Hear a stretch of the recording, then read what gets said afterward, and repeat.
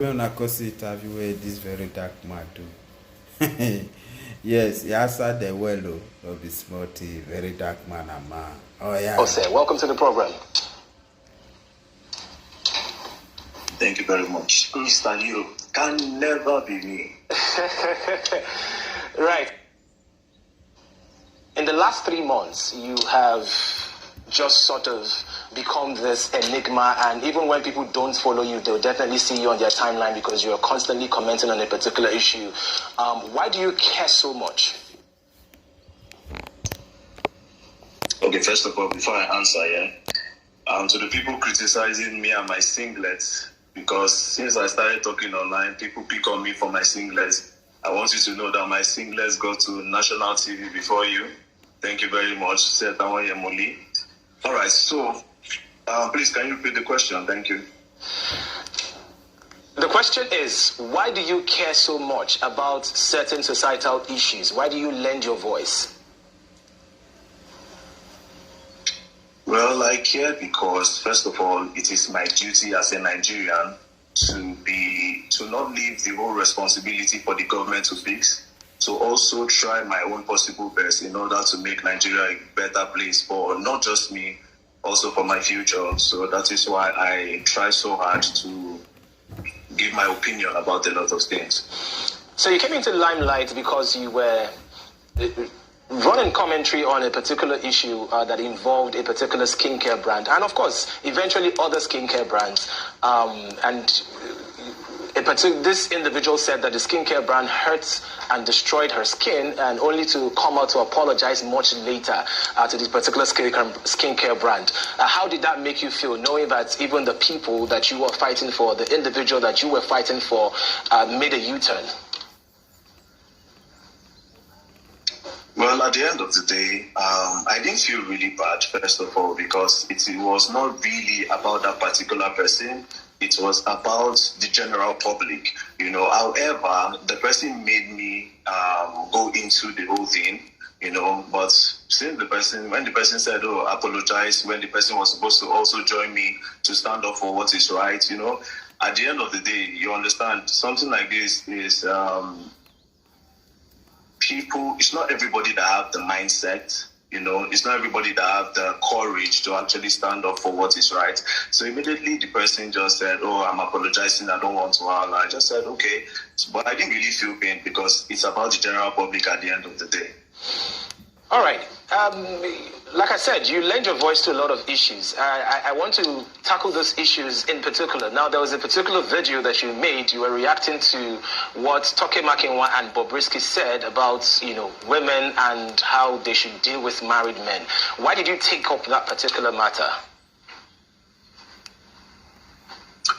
Well, first of all, I took up that particular matter because this generation are obsessed with a lot of celebrities, and then they don't think for themselves. So when those two people were giving their advice, I was like, wait, what? There are some people that are not even meant to be on television, I'm sorry to say, no offense. But then again, it's the society we live in today that encourages people like that. So when I heard it, I knew a lot of people were going to take this advice. That was why I quickly reacted to it, because, like I said, it's about the general public and for the future. You understand? Because if we start taking advice from everybody that is on TV, trust me, tomorrow we won't have it tomorrow. At the end of the day, don't play. All right, very dark man. You are beginning to redefine what social consciousness is all about.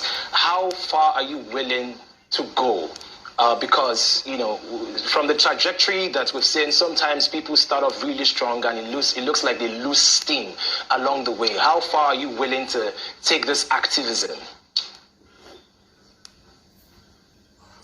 Well, I'm going to be staying long because everything they would use to come for me, I've already put it out there. I told them I am coming with a tarnished image, like literally everything. I told them I am broke, I don't have money, I'm not a rich person, so they cannot broke shame me. I've told them a lot of things about my life that they cannot even use to attack me. So basically, I prepared myself mentally for them. So all the bag, bow, lash, blah, blah, blah, blah, blah. When I hear them, I'm like, oh, well, I've already told you people I'm broke, you know, because in Nigeria, what they do is, in order to bring down your mentality and to bring down your morale for fighting, they will say, no go find money, your mates, they find money, no go find money. So the best thing they do is to broke shame you, you know, so that's why I came. And then sometimes I won't show my one-room apartment where I stay. I show them everything. I'm like, oh, yes, I'm broke, so what else? You know, but then again, they'll still come with something like, you talk too much, you talk too much, you talk too much. Now, one thing I will say is, I realize I'm doing something right when they cannot pin anything on me other than, you talk too much. Do you understand? So that's it. This team will still be there for a very long time. Now, can you take me through your investigation process? So before you take up a particular matter, because most often than not, you bring out receipts. So can you take me through your investigation process? How far do you go to actually discover whether this particular individual or this particular brand is doing something they're not supposed to be doing? How far do you take your investigations? Scopri il mondo e cresce davanti. Well, if I tell you, a lot of them will be cautious. So it will really mess up my investigation when I actually have a target, you know, because I really go deep on the person, and I take my time for like 2 or 3 days. I will go maybe 2 a.m. when everybody's sleeping. I'll start searching and asking and doing this. I'll go to social media and everywhere to make sure I get what I want. Google. I will even Google sometimes, use YouTube, you know, to actually pin my target and to be able to bring that receipt. So I don't fumble. But I can't tell you all about how I do my investigation. Else, my meat will leave the hunter's trap. All right, so let's talk about the influencer culture. Most often than not, we've seen you call out certain celebrities for quote-unquote misleading their followers, you know, and misusing their influence. How important is it for people to actually do their due diligence before buying a product or engaging in a particular service, as opposed to just believing what a celebrity says?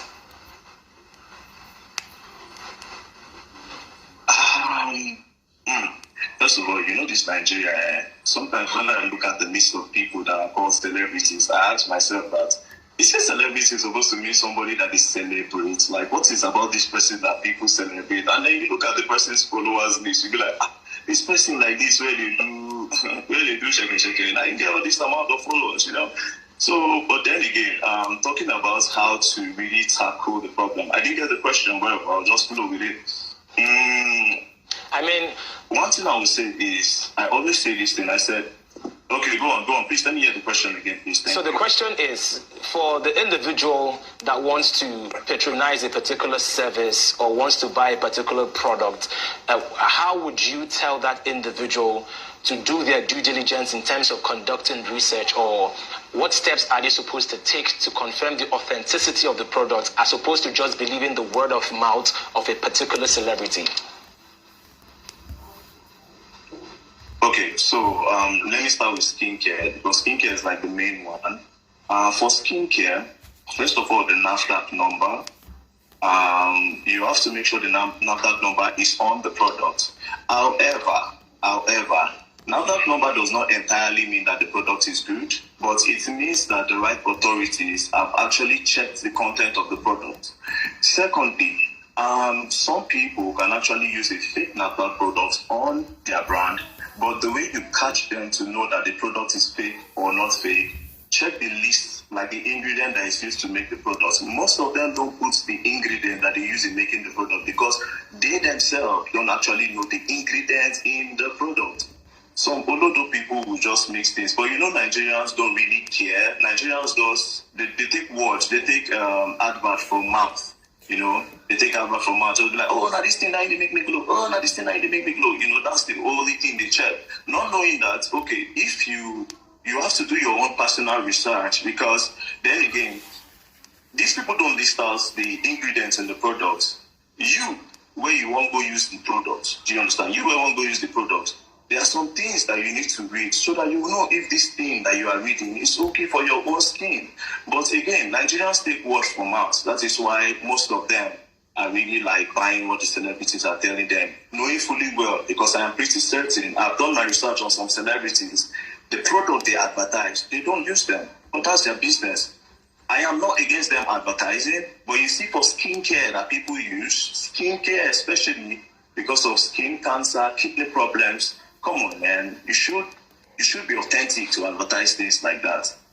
That's all. So the measures are: look for the NAFDAC number, check for the ingredients. Basically. Thank you very much to watching. Share this video, make it go viral.